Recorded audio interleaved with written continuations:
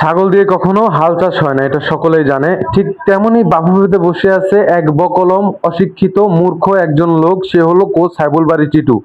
ওর কোনো যোগ্যতা নাই বাংলাদেশ ফুটবল ফেডারেশনে বসে থাকা, কিন্তু তারপরেও বসে রয়েছে বাংলাদেশ ফুটবল ফেডারেশনের গুরুত্বপূর্ণ এক চেয়ারে, এবং গুরুত্বপূর্ণ কাজও করাচ্ছে তাবিদাওয়াল সাহেব এই সাইফুল বারী টিটুকে দিয়ে। এই সাইফুল বারী টিটুকে দিয়ে এবার বাংলাদেশ ফুটবল ফেডারেশন যে কোচ নিয়োগ প্রক্রিয়া চালু করেছিলেন, সেখানে এই ফকিরনির ছেলেকে ইনভলভ করেছেন আমাদের সভাপতি সাহেব তাবিদাওয়াল।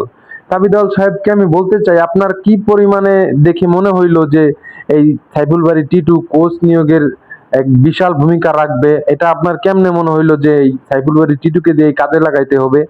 আর কোনো লোকা ছিল না বাংলাদেশে। এই সাইফুল বারী টিটু একমাত্র ক্রিস কেলমনকে তাড়াইছে। এটা যদি কেউ বিশ্বাস না করে, আমার কিচ্ছু করার নাই। আমি কয়েকটা কথা বলবো, আপনারা সবাই একটু শুনবেন মনোযোগ দিয়া। এই সাইফুল বারী টিটু ক্রিস কোলম্যানকে তাড়াইছে কিভাবে জানেন?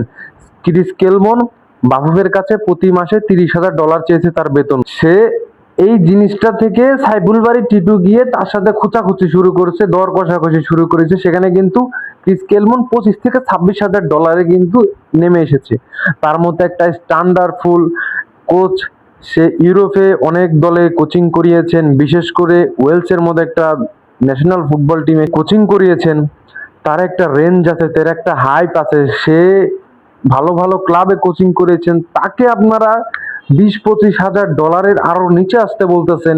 তার বাসা ভাড়া, যাতায়াত খরচ, এইগুলা নিয়ে দর কষাকষি করতেছেন। লাস্টে কি হইলো দেখছেন?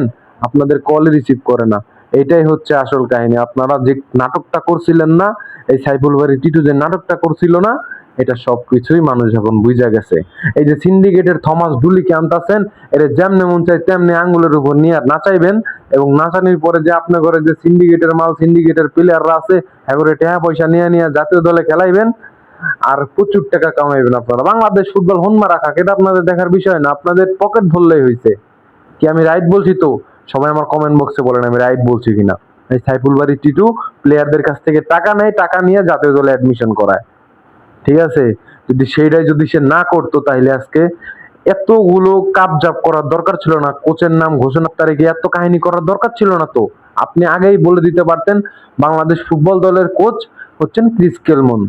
ওর মতো কোনো হাইপালা কোনো কোচই নেই বাংলাদেশ ফুটবলের, যে 30 জনের যে শর্টলিস্ট করেছিলেন, এই শর্টলিস্টে আপনারা ভুল করছেন। আপনারা সিন্ডিকেট চালিয়েছেন এই সাইফুল বারী টিটুর সাথে নিয়ে।